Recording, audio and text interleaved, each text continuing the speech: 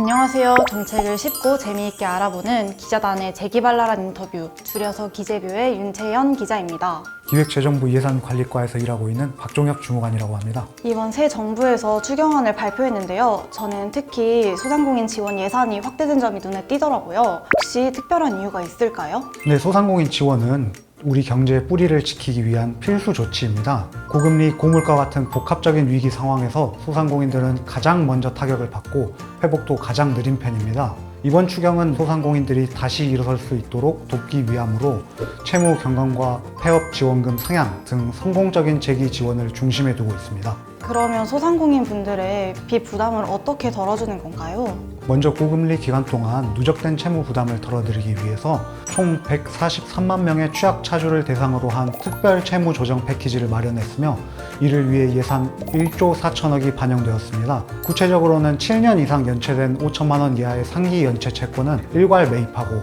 상환 능력이 없는 차주의 채무는 전액 소각할 계획입니다. 그러면 성실하게 빚을 갚아온 분들은 상대적으로 박탈감을 느낄 수도 있을 것 같아요. 그분들에 대한 대책도 마련이 돼 있나요? 정책 자금을 성실 상환 중인 소상공인 중에서도 최근 금리 인상이나 매출 급감 등으로 경영에 어려움을 겪고 계신 분들이 많습니다. 이번 소상공인 지원에는 성실 상환자에 대한 성실 회복 프로그램을 신설해 분할 상환과 이자 감면 혜택이 제공되는데요. 경영위기 상황에 놓였다면 7년 분할 상환을 조건으로 이자 1%포인트를 지원하고 폐업 위기 상태라면 15년 분할 상환에 2.7%의 우대 금리까지 적용하여 지원해드릴 계획입니다. 그러면 어쩔 수 없이 폐업하게 되시는 분들에 대한 지원도 더 확대됐다고 들었어요. 그분들에 대한 지원이 어떻게 확대됐나요? 희망 리턴 패키지라는 것을 통해 폐업 소상공인의 폐업 점포 철거와 원상 복구비 지원 금액도 상향했는데요. 기존 상한액 250만 원에서 올해 본 예산으로 400만 원으로 확대한 데 이어 지원 상한을 200만 원 추가로 확대하여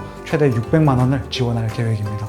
새로 출발하시는 분들에 대한 요건도 더 완화됐다고 들었습니다. 그 부분도 설명해 주실 수 있으실까요? 네, 먼저 가장 큰 변화는 원금 감면 90% 적용 대상이 확대된 건데요. 기존 취약 계층에게만 한정됐던 것을 저소득 차주까지 확대하였고 대상 기간도 2025년 6월까지로 늘어나면서 보다 폭넓은 지원이 가능해졌습니다. 그러면 마지막으로 혹시 하시고 싶은 말씀 있으실까요? 이번 지원이 어려운 시기를 견디고 계신 분들께 다시 한번 내디딜 수 있는 힘이 되길 바랍니다. 정부도 현장의 목소리에 꾸준히 귀 기울이며 실질적인 회복을 위한 정책으로 계속 함께하겠습니다. 오늘 인터뷰 해주셔서 정말 감사합니다. 그럼 마지막으로 소상공인 화이팅 하고 끝낼까요? 네, 좋습니다. 하나, 둘, 셋. 소상공인 화이팅! 화이팅!